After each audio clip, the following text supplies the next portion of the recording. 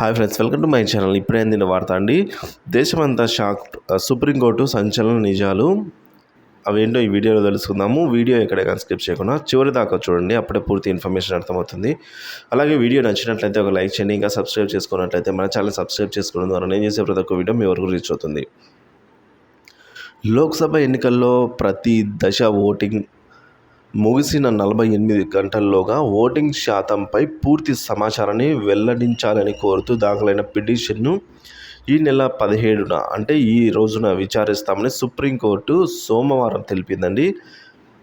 ప్రతి polling station వివరాలను ఎన్నికల సంఘం ఈసీ వెబ్సైట్లో అప్లోడ్ చేయాలని association for democratic reforms ADR అభ్యర్థించింది.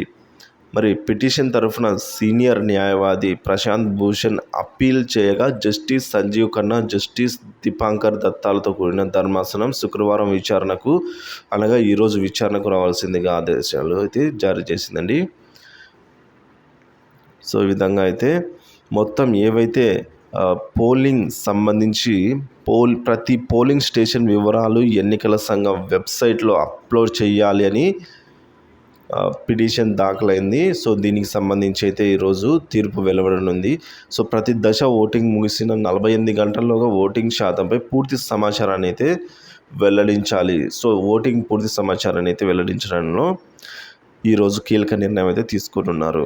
Video నచ్చినట్లయితే లైక్ చేయండి. ఇలాంటి వీడియోస్ కోసం మన ఛానల్ సబ్స్క్రైబ్ చేసుకోండి. Thank you for watching this video.